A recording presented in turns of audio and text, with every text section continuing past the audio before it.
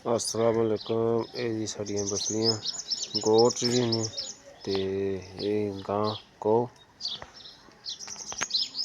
पट्ठे खा रहे हैं अपने ते नाल फिरदे पे अपने जानवर जिहड़े शौकन रखे मुर्गियां सील विच देसी सील क्रॉस जानवर चिचड़ लगे हुए हैं। बस चिचड़ा का थोड़ा मसला, बाकी जानवर ठीक है। ये जी गोट है, इन्होंने घास पाई है, घाह पाया जाती खाने वास्ते।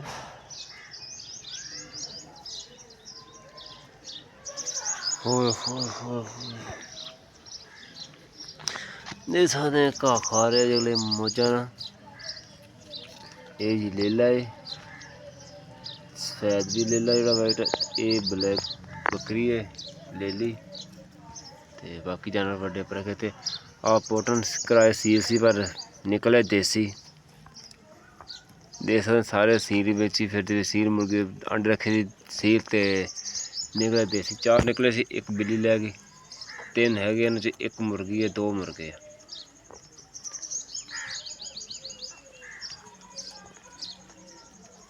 बाकी ये साढ़े जानवर है बड़े,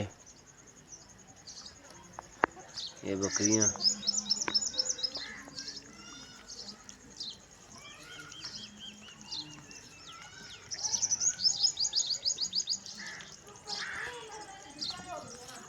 ये जानवर फिरते पे है। ये थोड़ा शौक छोड़ा जा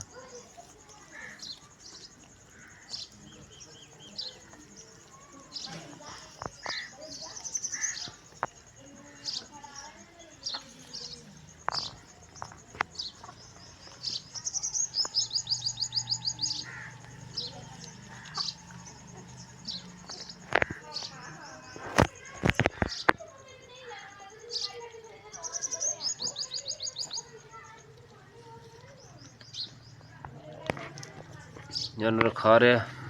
तो ये पट्ठे कुट्टने वाली मशीन पई है नाल, इत्थे पट्ठे कुतरे मोटर लगी है, बाजरा वड्ढ के लिआंदा। ये घाह पिया, बाकी पट्ठे कुतरे पे। ये थान कोल करके ये पट्ठे कुतरे पे। बाकी जानवर माशाल्लाह फिट है, शुक्र अलहमदुलिल्लाह सब खैर मेरा। बस बड़े जानवर चिचड़ लगे, चिचड़ा का थोड़ा मसला, बाकी तो सब वधिया। बाकी मसरूफ है जानवर खान पीन च, अपने बड़े जानवर भी मसरूफ है।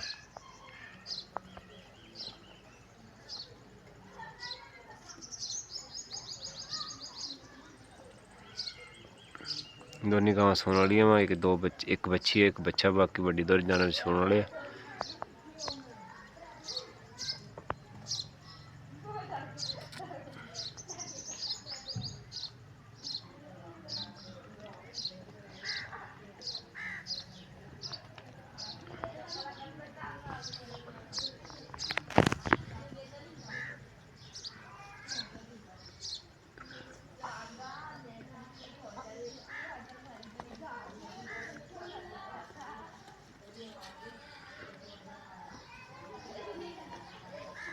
बाकी जानवर सब वधिया फिट फाट, शुक्र अलहमदुलिल्लाह जानवर।